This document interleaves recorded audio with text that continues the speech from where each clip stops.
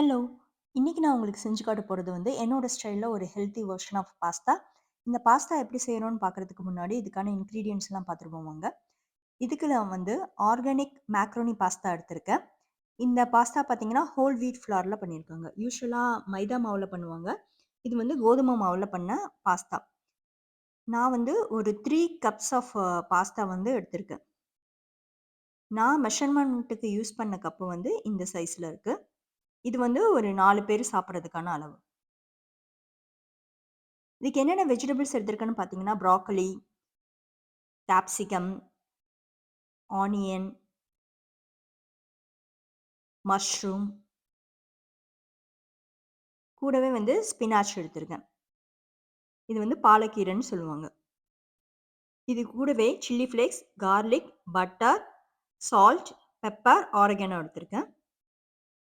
2 cup milk எடுத்திருக்கேன். 1 tablespoon all purpose flour, cheese எடுத்திருக்கேன். Marinara sauce, olive oil எடுத்திருக்கேன். இதுக்கு முதல்ல ஒரு பாத்திரத்துல தண்ணி எடுத்திருக்கேன்.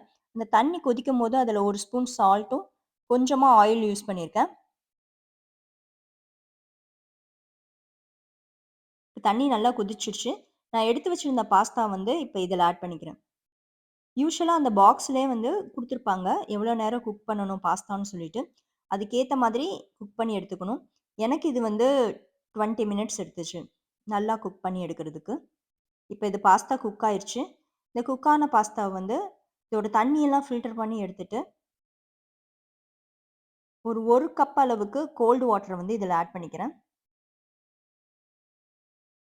இது வந்து இந்த பாஸ்தா வந்து ஸ்டிக்கியா இருக்காம, ஒண்ணோட ஒண்ணு ஒட்டாம இருக்கிறதுக்கு ஹெல்ப் பண்ணும். இப்ப இன்னொரு பேன் எடுத்துட்டு, நான் இங்க வந்து extra Virgin olive oil use பண்றேன். 1 டேபிள் ஸ்பூன் அளவுக்கு ஆயில் யூஸ் பண்ணிக்கிட்டேன். இது கூடயே பொடி பொடியா நறுக்கி வச்சிருந்த பூண்டு, இத இது கூட ஆட் பண்ணிக்கிறேன். இது லைட்டா கொஞ்சம் கலர் சேஞ்ச் ஆயி வரும்போது, ஆனியன இது கூட ஆட் பண்ணிக்கிறேன்.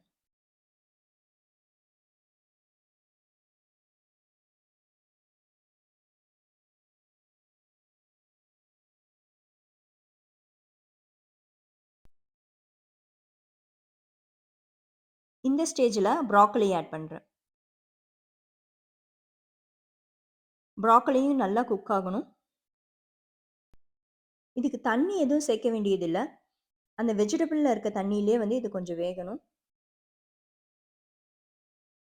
இப்ப மஷ்ரூம வந்து இது கூட ஆட் பண்ணிக்கிறேன்.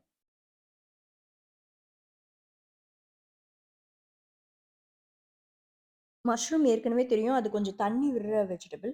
அதனால அந்த தண்ணியிலே இந்த இந்த மத்த வெஜிடபிளும் சேர்ந்து வெந்துரும்.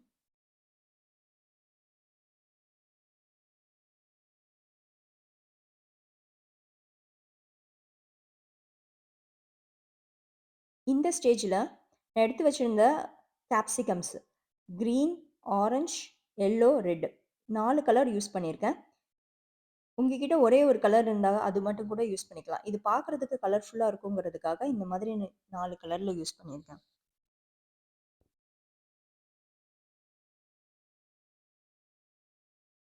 இப்போ இந்த வெஜிடபிள்ஸ் வந்து கொஞ்சம் வேகணும். அதுக்காக லைட்டா மூடி போட்டு வேக வைக்கிறேன். அந்த ஆவியிலே வந்து அது கொஞ்சம் வெந்துரும். இது முழுசா வேகணும்னு அவசியம் இல்ல. ஒரு 80% குக் ஆனா போதும். இந்த ஸ்டேஜ்ல கொஞ்சமா சால்ட் சேர்க்கிறேன்.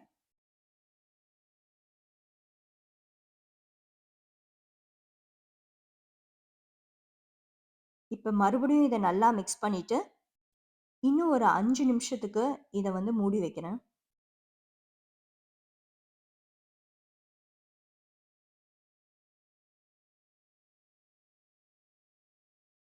இப்ப பார்த்தீங்கன்னா, வெஜிடபிள்ஸ் வந்து ஓரளவுக்கு வெந்திருக்கு. அதிலேயே லைட்டா தண்ணி கூட தெரியுது பாருங்க. இது வெஜிடபிள்ஸ்ல இருந்து வந்த தண்ணி தான்.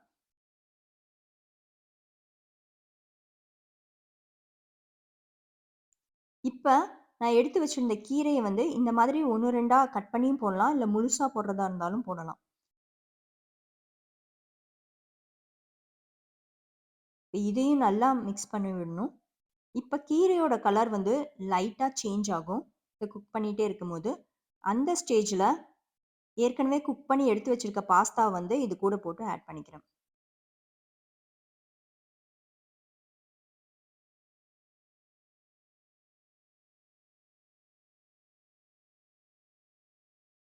இப்ப இது கூட சில்லி ஃப்ளேக்ஸ்,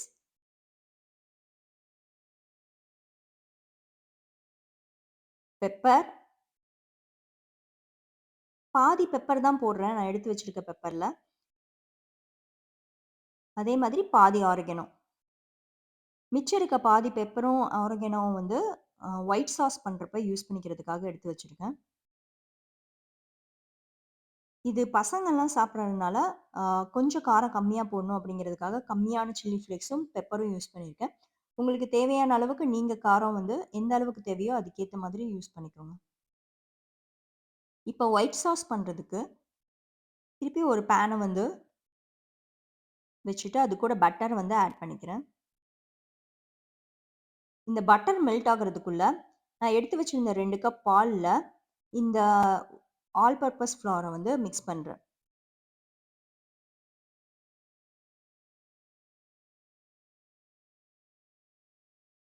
உங்ககிட்ட மைதா மாவு இருந்தா கூட அத கூட யூஸ் பண்ணிக்கலாம். இப்ப ஒரு விஸ்க வச்சு, இந்த மைதா மாவு வந்து இந்த பால்ல நல்லா மிக்ஸ் ஆகுற அளவுக்கு மிக்ஸ் பண்ணி விட்டுறணும். இப்ப பட்டர் கொஞ்சம் மெல்ட் ஆயிருச்சு. இப்ப மீதி இருந்த கார்லிக்க வந்து இது கூட ஆட் பண்ணிக்கிறேன்.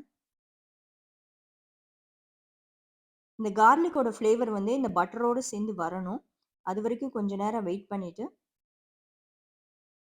அது கலர் லைட்டா சேஞ்ச் ஆனோன்ன, இந்த மில்க்க வந்து அது கூட ஆட் பண்ணிக்கிறேன். இப்போ ஒரு விஸ்க வச்சு இத மிக்ஸ் பண்ணிட்டே இருக்கணும். இல்லாட்டி அது கட்டி கட்டியா வந்துரும். அது சாப்பிடுறப்ப நல்லா இருக்காது. இப்ப கொதிக்க ஆரம்பிச்சிருச்சு. கொஞ்சம் கொஞ்சமா இந்த பால் வந்து திக்காயி கிரீம் மாதிரி ஆகும். நான் வந்து 2% மில்க் தான் யூஸ் பண்ணியிருக்கேன். ஹோல் மில்க் யூஸ் பண்ணா ரொம்ப கிரீமியா இருக்கும்.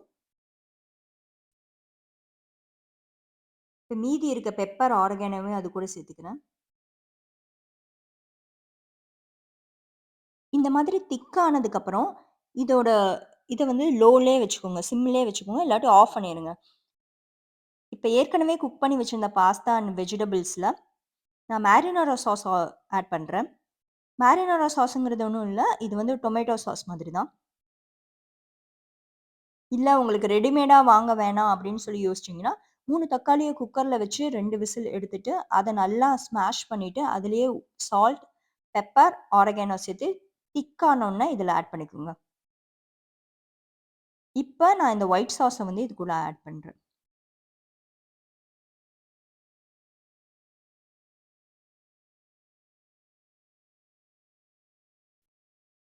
இந்த ஒயிட் சாஸ் வந்து எல்லா இடத்துலயும் படுற மாதிரி நல்லா மிக்ஸ் பண்ணி விடுறேன்.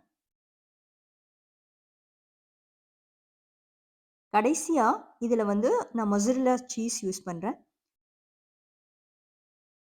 சீஸ மேல போட்டோன்ன, லைட்டா மூடிய வச்சு மூடி வச்சுருங்க. ஏன்னா, இந்த சீஸ் மெல்ட் ஆயி அப்படியே கீழ இறங்கி எல்லா இடத்துலயும் ஸ்ப்ரெட் ஆகும். நீங்க சர்வ் பண்ணும்போதும், இந்த மாதிரி மேல லைட்டா சூடா இருக்கும்போது சீஸ் போட்டு குடுத்தீங்க அப்படின்னா, பசங்களும் ரொம்ப விரும்பி சாப்பிடுவாங்க. நாமளும் அவங்களுக்கு ஹெல்த்தியானது குடுத்து ஒரு திருப்தி கிடைக்கும். நீங்களும் இத வீட்ல செஞ்சு ட்ரை பண்ணி பாருங்க. Thank you.